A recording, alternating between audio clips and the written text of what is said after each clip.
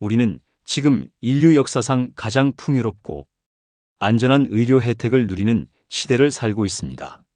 손가락 하나로 병원을 예약하고 첨단 MRI 장비가 우리 몸 구석구석을 투시하며 마취제 한 방으로 수술의 고통을 잊게 해주죠.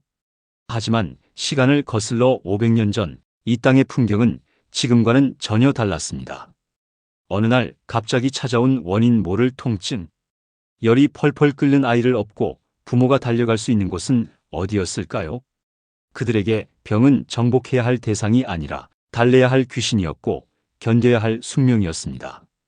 오늘 우리는 화려한 궁궐의 기와 아래와 먼지 풀풀 날리는 저작거리 뒷골목에서 벌어졌던 조선판 생존 게임을 들여다보려 합니다. 그것은 무지함에 대한 기록이 아닙니다. 단 한순간이라도 더 살고 싶어 했던 인간 본연의 가장 뜨겁고도 처절한 생존의 기록입니다. 본격적인 이야기에 앞서 여러분의 구독과 좋아요는 더 많은 영상을 제작하는 데 큰 힘이 됩니다. 조선이라는 거대한 유교 국가가 설계한 의료의 이상향은 민본이었습니다. 나라의 근본인 백성이 병들지 않게 하는 것이 왕의 가장 큰 덕목이라 믿었기에 조선은 건국 초기부터 국가가 운영하는 무상의료기관인 해민서를 도성 한복판에 세웠습니다. 그러나 법전에 새겨진 숭고한 문구와 실제 백성들이 마주한 현실 사이에는 깊고도 잔혹한 구렁텅이가 존재했습니다. 새벽 4시 통행 금지를 알리는 파루 종소리가 서늘한 공기를 가르기도 전 한양 남쪽의 해민서 담장에는 기괴한 풍경이 펼쳐집니다. 어둠 속에 웅크린 수백 명의 그림자들.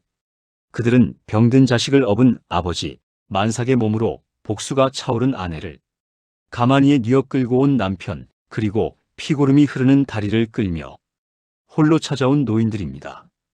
해민서의 진료는 철저히 선착순이었기에 성문이 열리자마자 이곳으로 달려오지 못한 이들에게 치유의 기회는 주어지지 않았습니다. 하지만 운 좋게 문턱을 넘었다고 해서 고통이 끝나는 것은 아니었습니다. 당시 해민서의 실상은 성종실록의 기록을 통해 생생히 드러납니다. 기록에 따르면 해민서에 수용된 환자들은 너무 많아 서로의 대소변 위에서 잠을 자야 했으며 환기조차 되지 않는 좁은 방에 전염병 환자와 일반 환자가 한데 뒤섞여 있었습니다. 의원은 부족했고 약재는 늘 바닥을 드러냈습니다. 환자들은 가만히 한 장에 의지해 차가운 흙바닥에 누워 자신의 차례를 기다리다 기력을 다해 숨을 거두기 일쑤였습니다. 의원은 환자의 맥을 제대로 짚기도 전에 처방전을 휘갈겨 던졌고 그 종이 조각을 들고 찾아간 약국 창고에는 말라비틀어진 풀뿌리조차 남아있지 않았습니다. 국가가 보급하는 약재는 관리들의 부패로 인해 이미 권력층의 집으로 빼돌려졌기 때문입니다. 이것이 조선이 약속한 무상의료의 참혹한 민낯이었습니다. 이렇게 국가의료체계에서 버림받은 백성들이 마지막으로 향하는 곳은 무당의 집이었습니다. 조선의 유학자들은 무속을 천시했으나 죽음의 문턱에서 백성들은 다시 원시적인 미신으로 회귀했습니다. 병을 정복할 대상이 아니라 귀신으로 여겼던 시대, 무당은 환자의 몸에 붙은 귀신을 쫓아내야 한다며 복숭아나무 가지를 들었습니다. 귀신이 아파야 도망간다는 논리 아래 환자의 생살이 터지고 피가 솟구칠 때까지 가해지는 무자비한 매질. 그것은 의술이 부재한 시대가 낳은 처절한 집단 히스테리이자 국가가 방치한 백성들이 잡을 수 있었던 마지막 썩은 동아줄이었습니다. 하지만 이 참혹한 풍경에서 불과 몇 리 떨어지지 않은 경복궁 깊숙한 곳 내위원은 전혀 다른 우주였습니다. 이곳은 오직 왕과 그 가족만을 위해 존재하는 조선 최고의 의료기구였습니다. 왕의 탕약에 들어가는 물조차 전용 우물에서 새벽 이슬을 받아온 청정수만을 사용했고 약재를 다리는 숯은 연기가 나지 않는 최고급 백탄만을 사용했습니다. 왕의 안색 하나에 수십 명의 의관이 비상소집되어 밤새 토론을 벌였으며 전국의 명산에서 채취한 최고급 인삼과 녹용, 심지어 콧불소에 뿌린 서각 같은 희귀한 수입 약재들이 아낌없이 들어갔습니다. 백성이 산에서 뜯은 이름 모를 독초를 다려 먹을 때 왕은 금으로 된 그릇에 담긴 불로초를 꿈꿨습니다. 조선의 의료는 생명을 구하는 기술이 아니라 신분을 수호하는 가장 화려한 장식품이었던 셈입니다. 그렇다면 이 격차의 최전선에서 치유의 손길을 쥐고 흔들던 의사들은 어떤 사람들이었을까요? 흥미롭게도 조선의 의사는 오늘날처럼 존경받는 엘리트가 아니었습니다. 그들은 양반과 상민 사이에 낀 계급인 중인이었습니다. 기술은 인정받되 신분은 낮았던 이들은 양반들에게 사람 고치는 기술자로 취급받았습니다. 아무리 뛰어난 어이라도 양반의 집을 방문할 때는 가마에서 내려 걸어 들어가야 했고 진료를 볼 때도 양반의 눈을 똑바로 쳐다볼 수 없었습니다. 실록에는 양반들이 진료 결과가 마음에 들지 않으면 의원을 하대하거나 심지어 매질을 했다는 기록이 비일비재합니다. 그러나 이 낮은 신분은 오히려 그들에게 독점적인 은밀한 권력을 부여했습니다. 인간의 몸은 거짓말을 하지 않으며 고고한 척하는 양반이라도 죽음 앞에서는 비굴해지기 때문입니다. 의원들은 양반들의 가장 치명적인 비밀을 수집하는 정보원이기도 했습니다. 어느 세도가의 대감이 말 못할 성병에 걸렸는지, 어느 집 마님이 정신질환을 앓고 있는지, 의원의 머릿속에는 거대한 정보망이 구축되어 있었습니다. 입을 닫아주는 대가, 그리고 고통을 멈춰주는 대가는 신분의 차이를 비웃을 만큼 거대했습니다. 의원들의 공식적인 급료인 녹봉은 입에 풀칠할 수준이었으나 그들의 집안은 양반과 못지않게 풍족했습니다. 그 비밀은 별급이라 불리는 비공식적인 촌지에 있었습니다. 비밀을 지켜주는 대가로 오가는 비단 주머니 속에는 엽전 꾸러미는 기본이고 땅 문서나 노비 문서가 들어있었습니다. 특히 자식이 귀한 양반가에서 아들을 낳게 해주는 약방문을 처방하거나 죽어가는 종손을 살려냈을 때 양반들은 가산을 탕진해서라도 의원에게 보답했습니다. 더 나아가 의원들은 약재 유통을 통해 막대한 부를 창출했습니다. 그 중심에는 당시 국제시장에서 금값보다 비싸게 거래되던 인삼이 있었습니다.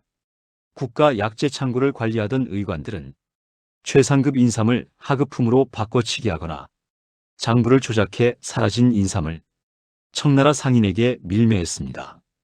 이 과정에서 발생하는 차익은 현재 가치로 수십억 원에 달하기도 했습니다. 의원들은 이렇게 모은 돈으로 고리대업을 하거나 저작거리에 상권을 사들여 실질적인 자산가로 군림했습니다. 겉으로는 수수한 관복을 입고 청렴한 척했으나 집 안 깊숙한 창고에는 보석과 비단이 가득했던 이들. 조선 후기 실질적인 경제력을 장악한 것은 몰락한 양반이 아니라 기술로 권력의 비호를 받으며 부를 쌓은 의관 가문들이었습니다. 하지만 이 화려한 부의 이면에는 늘 사약의 공포가 도사리고 있었습니다. 특히 왕의 몸을 돌보는 어이들에게 진료는 곧 목숨을 건 도박이었습니다. 왕의 건강을 체크하기 위해 의원은 매일 왕의 대변인 매화를 직접 찍어 맛보아야 했습니다. 변의 맛이 달면 소갈병을 의심하고 쓰면 염증을 걱정해야 했던 이 굴욕적인 노동은 조선 의료의 기괴한 충성심을 보여줍니다. 왕의 병세가 호전되면 세상 모든 명예가 쏟아졌지만 만약 왕이 급사하거나 치료에 실수가 발견되면 가문은 순식간에 멸문지화를 당했습니다. 실제로 효종이 종기 수술 중 과다출혈로 사망하자 어의 신가기는 그 즉시 형장에 끌려가 목이 잘렸습니다. 인조시대의 어이들은 왕의 병세가 악화될 때마다 자살을 시도하거나 도망을 칠 정도로 심한 압박감에 시달렸습니다. 화려한 별급과 서늘한 사약 사발 사이를 오가는 기묘한 줄타기. 조선의 의사는 세상에서 가장 부유한 중인이자 세상에서 가장 위태로운 기술자였습니다. 이처럼 조선의 의료는 단순히 병을 고치는 일을 넘어 신분과 자본, 그리고 권력이 복잡하게 얽힌 거대한 생태계였습니다.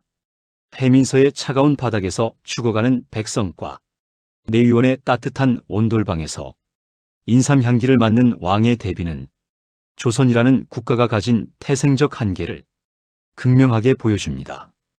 의원들은 그 불평등의 틈바구니에서 가장 영악하게 자신의 길을 찾았던 이들이었습니다. 양반의 권위를 비웃으며 금전적 이득을 취하고 백성의 고통을 외면하면서도 자신의 전문 지식을 권력으로 치환했던 그들의 삶. 그것은 500년 조선 왕조를 지탱해온 또 다른 힘이자 동시에 가장 어두운 그림자였습니다. 그렇다면 돈으로도 신분으로도 해결할 수 없는 육체적 고통이 찾아왔을 때 조선인들은 어떤 기술로 그 고통에 맞섰을까요? 생사를 가르고 뼈를 깎는 수술 대신 그들이 선택했던 경이롭고도 섬뜩한 침술의 세계가 기다리고 있습니다. 조선 의료의 정점은 칼이 아닌 침이었습니다. 유교적 가치관 아래 신체를 절개하는 행위는 부모에 대한 불효이자 천한 기술로 여겨졌으나 역설적으로 그 제약은 침술을 신의 경지로 끌어올렸습니다. 의원은 환자의 병증에 따라 침통에서 각기 다른 무기를 꺼내 들었습니다. 우리가 주목해야 할 것은 그 침의 종류와 감각입니다. 가장 널리 쓰인 호침은 머리카락보다 가늘어 피부를 뚫을 때 통증이 적었지만 고름을 짜내거나 마비를 풀 때 쓰는 대침은 손가락 한 뼘 길이의 굵기가 쇠목과 같았습니다. 마취제가 전무하던 시절 이 차가운 금속이 생사를 파고들 때 환자가 느끼는 감각은 단순한 통증이 아니라 공포 그 자체였습니다. 어두운 방 안 촛불 하나가 일렁입니다. 의원은 침을 꺼내 등잔불 위에서 소독합니다. 붉게 달궈진 침끝은 화침이 되어 환자의 환부를 겨냥합니다. 환자의 팔다리는 장정 넷이 달라붙어 누르고 입에는 제갈 대신 두껍게 접은 천을 물립니다. 의원의 손끝이 환자의 혈자리에 닿는 순간 방 안의 공기는 얼어붙습니다. 숨을 크게 들이마시시오.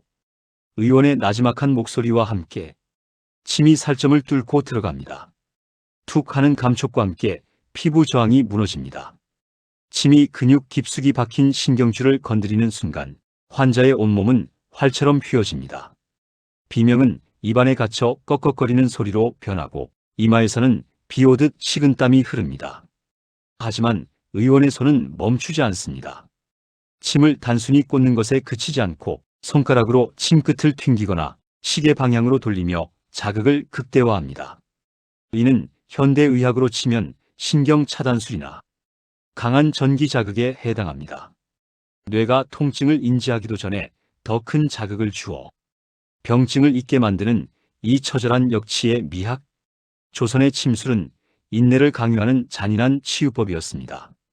또한 침술의 가장 극단적인 형태는 눈에서 이루어졌습니다. 당시 노인들의 최대 고질병이었던 백내장, 즉 내장을 치료하기 위해 조선의 명의들은 금침술을 시행했습니다. 이는 현대의 안과 수술과 비교해도 손색없는 고난도의 시술이었습니다. 환자는 앉은 자세로 고정됩니다. 의원은 왼손으로 환자의 눈꺼풀을 벌리고 오른손에는 가늘고 예리한 금침을 듭니다. 마취도 없이 생눈에 날카로운 금속이 다가오는 것을 환자는 똑똑히 지켜봐야 합니다. 심장이 터질 듯한 공포 속에서 눈동자를 단 일도 움직여선 안 됩니다. 의원은 수정체 옆에 공막을 뚫고 침을 밀어 넣습니다. 그리고 혼탁해진 수정체를 눈동자 아래쪽으로 지그시 눌러 떨어뜨립니다. 시야를 가리던 하얀 막이 아래로 가라앉는 순간 평생 어둠 속에 살던 노인의 눈에 방 안의 촛불이 번쩍이며 들어옵니다. 보인다. 빛이 보인다. 환호성이 터져나오지만 의원의 손은 여전히 떨림이 없습니다. 단 한 번의 손떨림이 환자를 영원한 맹인으로 만들 수 있는 이 극한의 집중력. 그것은 마취제라는 방어막 없이 오직 인간의 의지와 기술만으로 일궈낸 조선 의료의 기적이었습니다. 그렇다면 또 다른 치료법은 어떤 것이 있었을까요? 침이 예리한 칼날이라면 뜸은 묵직한 화형이었습니다. 조선인들은 불의 기운이 막힌 혀를 뚫는다고 믿었습니다. 뜸 치료는 단순히 쑥을 태워 온기를 전달하는 수준이 아니었습니다. 직접 구, 즉 살가죽 위에 직접 쑥덩이를 올리고 불을 붙여 화상을 입히는 방식이 주를 이루었습니다. 환자의 등이나 배 위에 엄지손가락만 한 쑥봉이 수십 개 올려집니다. 불길이 서서히 아래로 타내려가 피부에 닿는 순간 지글지글 살이 타는 소리와 함께 단백질이 타는 고약한 냄새가 진동합니다. 환자는 몸부림치지만 의원은 단호합니다. 살이 타서 고름이 나와야 속병이 빠져나가는 법이다. 뜸을 뜬 자리에는 거대한 물집이 잡히고 나중에는 평생 지워지지 않는 검고 딱딱한 흉터가 남습니다. 조선시대 노인들의 몸에 남은 무수한 뜸 자국은 그들이 살아남기 위해 견뎌온 고통의 기록이었습니다. 현대의학의 관점에서는 끔찍한 감염의 위험이 도사리는 방식이었지만 마취도 항생제도 없던 그 시절 화상을 통해 면역 체계를 강제로 일깨우려 했던 이 무식하고도 처절한 방식이 조선인들의 생명줄을 붙잡고 있었습니다. 이제 시선을 산자에서 죽은 자로 돌려봅니다. 조선은 사법 정의에 있어서만큼은 세계 어느 나라보다 엄격한 법의학 체계를 갖추고 있었습니다. 사람이 죽고 원인이 불분명하면 그 고울의 수령은 반드시 법의학 지침서인 무원록을 들고 현장으로 달려가야 했습니다. 원통함이 없게 하라는 책의 이름처럼 시신은 그 자체로 하나의 거대한 증거물이었습니다. 현장에 도착한 검관은 시신을 함부로 만지지 않습니다.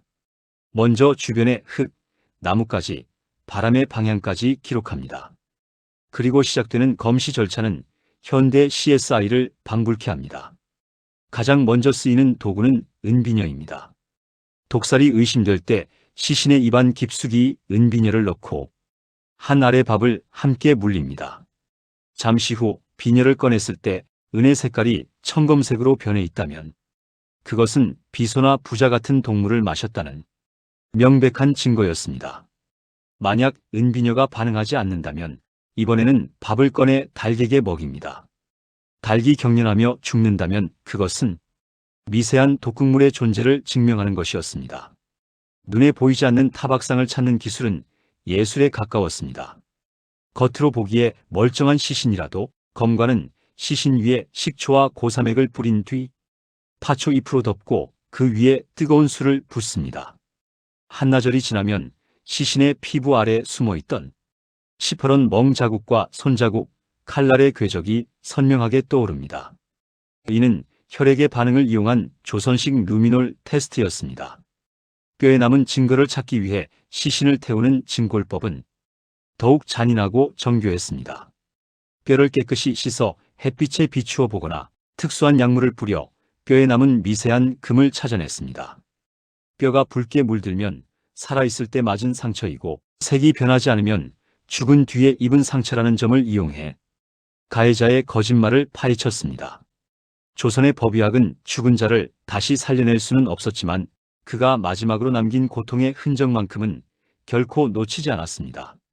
조선 의료 기술의 마지막 반전은 전염병에 대처하는 예방의학에 있었습니다. 18세기 말 조선을 휩쓸던 천연두는 공포의 대명사였습니다. 이때 실학자 정약용과 이종재 같은 선구자들은 인두법을 시도합니다. 이는 현대 백신의 원형이었습니다. 천연두를 가볍게 앓고 지나간 아이의 딱지를 떼어 가루로 만든 뒤 건강한 아이의 코 안에 불어넣는 방식입니다. 의원의 손끝에서 날린 작은 가루 한 점이 아이의 코 속으로 들어갑니다. 일주일 뒤 아이는 고열에 시달리며 온몸에 발진이 돋습니다. 부모는 아이가 진짜 천연두에 걸려 죽는 것은 아닌지 밤새도록 기도를 올립니다. 이것은 과학적 근거를 바탕으로 한 생사의 도박이었습니다. 인두법은 성공하면 평생 면역을 얻지만 실패하면 그 아이가 전염병의 새로운 숙주가 되어 마을을 전멸시킬 수도 있었습니다. 마취도 소독도 없던 시절 조선의 의원들은 이 위험한 바이러스를 조절하여 수많은 목숨을 구해냈습니다. 서양의 제너가 우두법을 발견하기 전부터 조선의 지식인들은 이미 바이러스의 원리를 몸으로 깨닫고 있었던 것입니다. 하지만 이 모든 경이로운 기술에도 불구하고 조선 의료에는 거대한 암흑이 존재했습니다. 바로 배를 가르는 개복 수술입니다. 조선의 의원들은 뱃속의 장기를 만지는 행위를 신에 대한 도전이자 불가능한 영역으로 여겼습니다. 맹장염이나 장폐색 같은 질환은 당시 조선인들에게는 신의 형벌이었습니다. 의원은 환자의 배 위에 침을 놓고 약을 다려줄 뿐 썩어가는 장기를 잘라낼 엄두를 내지 못했습니다. 수술 도중 발생하는 극심한 쇼크를 막을 마취제가 없었고 수술 후 찾아오는 폐혈증을 막을 항생제도 없었기 때문입니다. 그들은 칼을 드는 대신 기를 다스리는 데 집중했습니다. 장기가 뒤틀리면 침으로 신경을 자극해 스스로 풀리게 유도하고 종양이 생기면 뜸으로 태워 없애려 했습니다. 그것은 서구의 물리적 치료가 도달하지 못한 정신적, 신경적 치료의 극치였으나 동시에 물리적인 파열 앞에서는 무력하게 눈물을 흘려야 했던 한계의 역사였습니다. 조선의 수술실은 정적과 비명이 교차하는 곳이었습니다. 마취제라는 은총 없이 맨몸으로 금속의 침과 뜨거운 불을 받아냈던 백성들, 그리고 그들의 고통을 지켜보며 오직 손끝의 감각 하나로 생사를 판가름했던 의원들. 그들이 남긴 기록은 단순한 의학 지침서가 아닙니다. 극한의 상황에서 인간이 고통을 어떻게 이해하고 그 고통을 이겨내기 위해 얼마나 치밀한 시스템을 구축했는지를 보여주는 인간 승리의 기록입니다.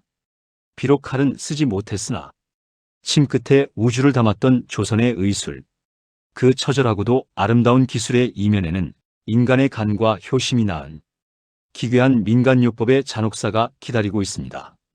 조선이라는 거대한 유교 국가가 설계한 의료체계의 바깥쪽, 즉 국가의 자비와 의원의 손길이 전혀 닿지 않는 어둠의 영토에는 우리가 상상하기 힘든 처절한 생존의 법칙이 지배하고 있었습니다.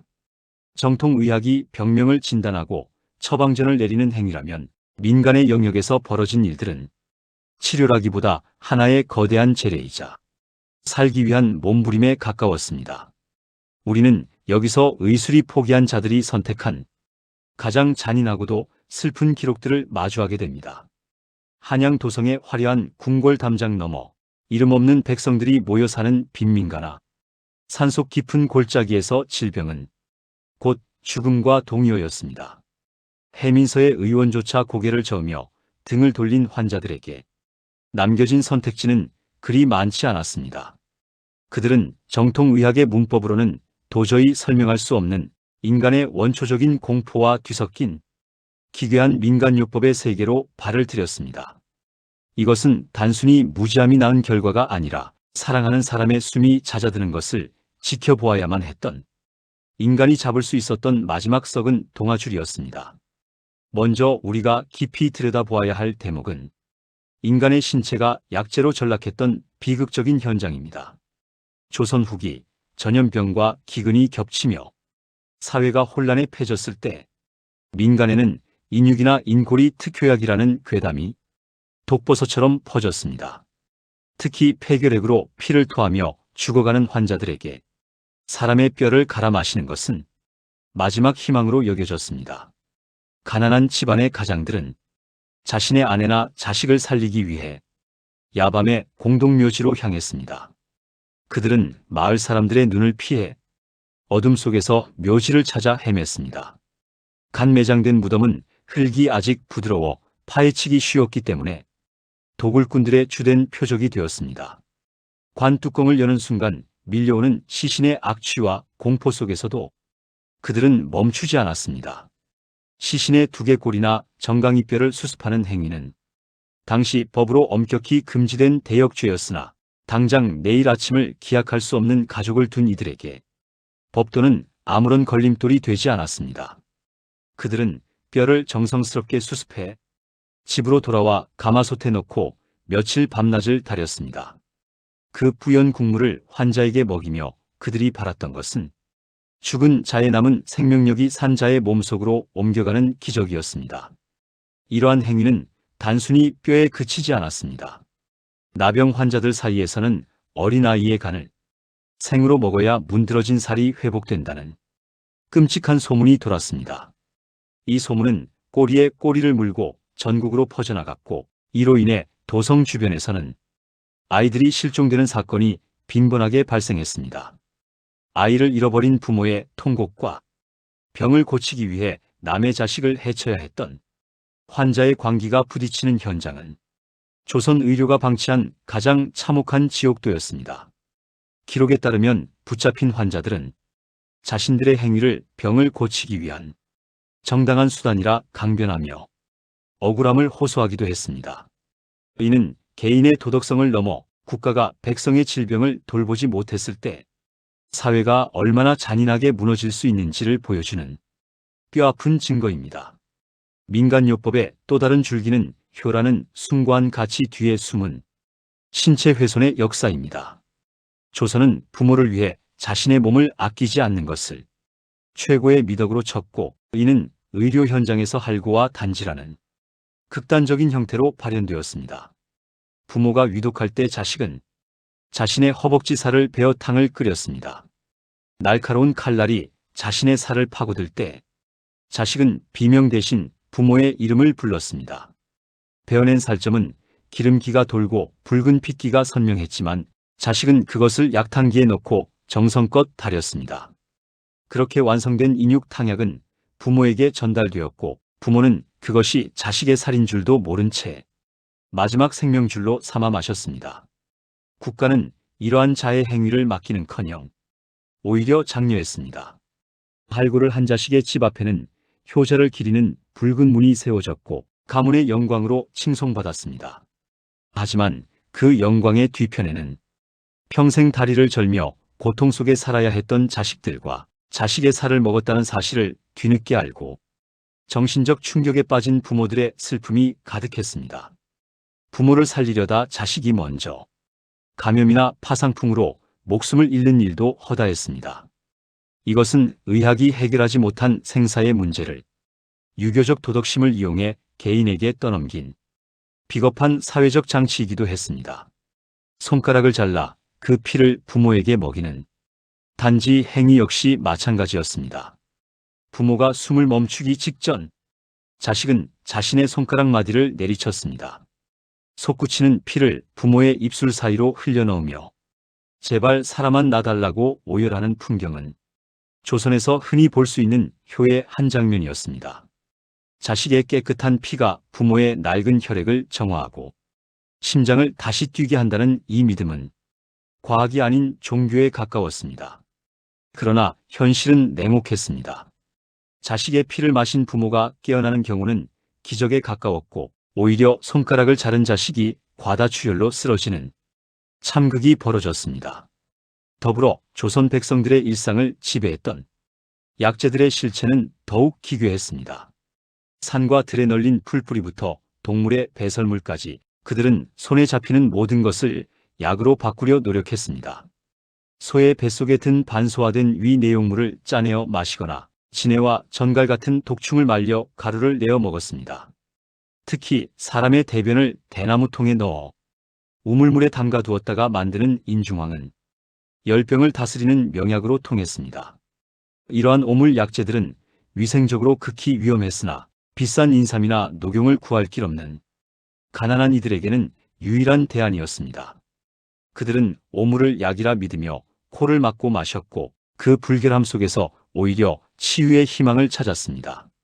이는 조선의 의료 불평등이 낳은 서글픈 생존 방식이었습니다. 전염병이 마을을 덮쳤을 때 백성들이 보인 반응은 공포를 넘어선 집단적 광기였습니다. 콜레라가 창궐하면 쥐가 몸속을 갉아먹는 병이라 믿어 대문에 고양이 그림을 붙이거나 고양이 뼈를 걸어두었습니다. 또한 마을 입구에 커다란 지핀형을 만들어 역신을 달래는 구판을 벌였습니다. 환자를 치료하기보다는 병을 옮기는 귀신을 달래어 보내는 것이 더 효과적이라 믿었기 때문입니다. 이 과정에서 환자들은 집 밖으로 내쫓겨 가만히 한 장에 의지한 채 산속에서 홀로 죽음을 맞이해야 했습니다. 공동체의 안녕을 위해 개인의 생명을 제물로 바치는 잔인한 격리가 의료라는 이름으로 자행되었습니다. 또한 역병이 돌 때 성문을 폐쇄하고 마을 전체를 불태우거나 환자를 강제로 내쫓는 방식은 국가의 공식적인 대응이었지만 그 과정에서 남겨진 이들은 자신들만의 생존법을 찾아야 했습니다. 그들은 복숭아나무 가지로 환자를 때려 귀신을 쫓으려 하거나 시신을 바로 묻지 않고 길가에 버려 병마가 길을 잃게 만들기도 했습니다. 이 모든 행동은 공포에서 기인한 것이었으며 과학적인 근거보다는 공동체의 심리적 안정을 위한 고육지책이었습니다. 여성들에게 가해진 민간요법의 굴레는 더욱 가혹했습니다. 아들을 낳지 못하는 것을 큰 죄로 여겼던 시대, 여인들은 아들을 점지받기 위해 온갖 기괴한 음식을 강요받았습니다. 수탉의 벼슬 먹거나 도끼를 침대 밑에 숨겨두고 잠을 자는 것은 예사였습니다. 심지어 아들을 많이 낳은 집의 대문 기둥을 깎아 가루를 내어 마시는 여인들도 있었습니다. 여인의 몸은 치유의 대상이 아니라 가문의 대를 잇기 위한 도구로 취급되었고 그 과정에서 발생하는 육체적, 정신적 고통은 철저히 외면당했습니다. 임신한 여성이 무엇을 먹느냐에 따라 아이의 성별이 바뀐다는 믿음은 온갖 해괴한 식습관을 낳았습니다. 멧돼지의 눈을 먹거나 특정 동물의 생식기를 삶아 마시는 등의 행위가 태교라는 이름으로 정당화되었습니다. 이러한 민간의 믿음은 여성을 출산의 기계로 전락시켰고 출산 과정에서 발생하는 산용열이나 대출혈 같은 위급한 상황에서도 의학적인 처치보다는 부적을 붙이거나 기도를 하는 것에 의존하게 만들었습니다. 조선의 민간요법에는 자연물에 대한 경외심과 두려움이 공존했습니다. 거대한 바위나 수백 년 된 나무 아래에서 병이 낫기를 빌며 치성을 드리는 것은 평범한 일상이었습니다. 그들은 돌가루를 약으로 먹거나 나무 껍질을 다려 마셨습니다. 산삼을 발견하면 산신령의 점지라 믿어 목욕 재개를 하고 극진히 예우했습니다. 하지만 산삼을 구할 수 없는 가난한 이들에게는 산속의 지천으로 널린 독초조차도 잘만 다리면 약이 될 수 있다는 위험한 믿음이 있었습니다. 잘못된 복용으로 중독되어 죽어가는 이들이 많았지만 그들에게는 선택의 여지가 없었습니다. 이 모든 민간요법의 기저에는 정성이라는 모호한 가치가 자리 잡고 있었습니다. 약의 성분이나 처방의 정확성보다는 그 약을 구하기 위해 얼마나 많은 고생을 했고 얼마나 극단적인 희생을 치렀는지가 치료의 성패를 결정한다고 믿었습니다. 그래서 조선의 민초들은 더 깊은 산으로 들어가 지네를 잡았고 더 날카로운 칼로 자신의 살을 뱄습니다. 그들이 바친 것은 약재가 아니라 자신의 생명력이었습니다. 하지만 정성이 부족해서 병이 낫지 않았다는 자책은 사랑하는 이를 잃은 유족들에게 평생 지워지지 않는 상처가 되었습니다. 우리는 또한 무속인들이 행했던 기묘한 치료법에 주목해야 합니다. 무당은 환자의 몸에서 병을 일으키는 객귀를 쫓기 위해 칼춤을 추고 방울을 흔들었습니다. 때로는 환자의 몸에 뜨거운 물을 붓거나 날카로운 칼날 위를 걷게 하는 등의 극단적인 행위를 통해 병을 고치려 했습니다. 환자가 고통에 겨워 비명을 지르면 그것을 귀신이 나가는 소리라며 기뻐했습니다. 이러한 주술적 의료는 과학적으로는 아무런 근거가 없었으나 환자와 가족들에게는 우리가 무엇인가를 하고 있다는 강력한 심리적 위안을 주었습니다. 조선의 의료 역사는 이토록 숭고한 희생과 기괴한 광기, 그리고 처절한 빈곤이 뒤섞인 거대한 소용돌이였습니다. 해민서의 차가운 바닥에서 죽어간 이름 없는 백성들과 자신의 살을 베어 부모를 살리려 했던 자식들의 이야기는 500년 조선 왕조를 지탱해온 또 다른 힘이었습니다. 그들의 방식은 비과학적이고 때로는 잔인했으나 그 속에 담긴 생명을 향한 집념은 그 어떤 시대보다 뜨거웠습니다.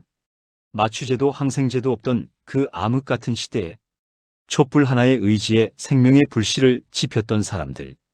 그들이 남긴 피와 눈물의 기록은 오늘날 우리가 누리는 의료 혜택이 얼마나 많은 희생 위에 세워진 것인지 일깨워줍니다. 조선의 수술실에서 흘러나온 신음소리와 무당의 방울소리는 이제 사라졌지만 살고자 했던 인간의 본능적인 외침은 지금도 우리 가슴속에 깊은 울림으로 남아 있습니다. 과거의 무지를 탓하기보다 그 절망적인 환경 속에서도 단 하루라도 더 살기 위해 발버둥 쳤던 조선인들의 생애에 경의를 표합니다. 그들의 투쟁은 기술의 역사가 아니라 인간애와 생존 의지의 역사였습니다. 500년 전 그들이 그토록 간절히 바랐던 치유의 기적은 이제 현대의학이라는 이름으로 우리 곁에 와 있습니다. 우리는 그들의 희생을 기억하며 오늘날의 생명을 더욱 소중히 여겨야 할 것입니다. 조선 의료의 진실, 그것은 고통을 견디고 생명을 이어가려 했던 우리 조상들의 처절하고도 위대한 기록이었습니다. 우리는 이 장대한 대서사실을 통해 한 시대의 의료가 그 시대의 철학과 얼마나 밀접하게 닿아 있는지를 보았습니다.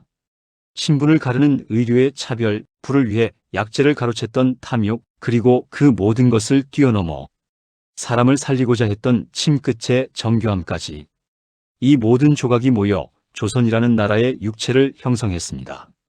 우리가 마주한 진실은 아름답기만 한 것은 아니었습니다. 오히려 피비린내 나고 구역질 나는 오물의 냄새가 진동하는 현실이었습니다. 그러나 그 오물 속에서 피어난 생존의 꽃은 그 무엇보다 강인했습니다. 조선 사람들은 병들고 죽어가는 와중에도 서로를 지키기 위해 노력했습니다.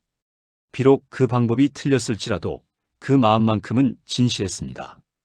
이제 우리는 그들의 고통스러운 기억을 뒤로하고 더 나은 미래를 향해 나아가야 합니다. 하지만 가끔은 멈춰서서 뒤를 돌아보아야 합니다. 우리가 딛고 서 있는 이 땅 아래에 얼마나 많은 이들의 신음과 기도가 묻혀 있는지를 말입니다.